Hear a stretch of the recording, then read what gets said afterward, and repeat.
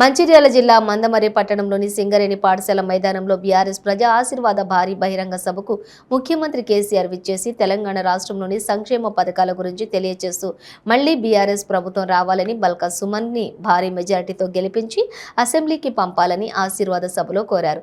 సింగరేణి కార్మికులకు జీవో 76 ద్వారా సింగరేణి జిల్లాల్లోని స్థలాల్లోని ఇళ్లు కట్టుకున్న వారికి ఇళ్ల పట్టాలు, మందమర్రి రామకృష్ణారావు 2 పట్టణాలకు అనుగుణంగా ఉండే ప్రదేశంలో 50 పడకల ప్రభుత్వ ఆసుపత్రిని నిర్మించడం, కాళేశ్వరం బ్యాక్ వాటర్ ద్వారా నష్టపోయే చెన్నూరు, జైపూరు, కోటపల్లి భూములకు శాశ్వత పరిష్కారం కట్టడం లేదా నష్టపరిహారం లేదా భూమిని ప్రభుత్వమే సేకరించడం జరుగుతుందని అన్నారు. చెన్నూరులో కొత్త పీజీ కళాశాల ఏర్పాటు చేస్తామని అన్నారు. రాబోయేది మన ప్రభుత్వమే అని ధీమా వ్యక్తం చేశారు. బీఆర్ఎస్ అధినేత ముఖ్యమంత్రి కేసీఆర్ ఆధ్వర్యంలో టీఆర్ఎస్ పార్టీలో చేరిన మాజీ మంత్రి బోడా జనార్దన్, కాంగ్రెస్ నాయకులు డాక్టర్ రాజా రమేష్, వైఎస్ఆర్టీపీ చెన్నూరు నియోజకవర్గం ఇన్ఛార్జి దుర్గం నగేష్, బీజేపీ ఎస్సీ మోర్చా మంచిర్యాల జిల్లా అధ్యక్షులు ప్రత్తి శ్రీనివాసులకు గులాబీ కండువా కప్పి పార్టీలోకి ఆహ్వానించడం జరిగింది. అధ్యక్షులు మిత్రులు సుమన్ గారు, గౌరవ పార్లమెంట్ సభ్యులు శ్రీ వెంకటేష్ గారు, గౌరవ శాసనసభ్యులు దివాకర్ రావు గారు, దుర్గం చిన్నయ్య గారు, ఎమ్మెల్సీ మధుసూదనాచారి గారు, మరొక ఎమ్మెల్సీ రఘుత్తం రెడ్డి గారు,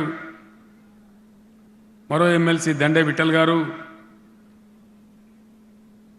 ఫిలిం డెవలప్మెంట్ కార్పొరేషన్ మాజీ చైర్మన్ రామ్మోహన్ రావు గారు, గౌరవనీయులు మాజీ ఎమ్మెల్యే అరవింద్ రెడ్డి గారు, వెంకట్రావు గారు మాజీ ఎమ్మెల్సీ గారు, ఇప్పుడే పార్టీలో చేరినటువంటి నాకు చిరకాల మిత్రులు.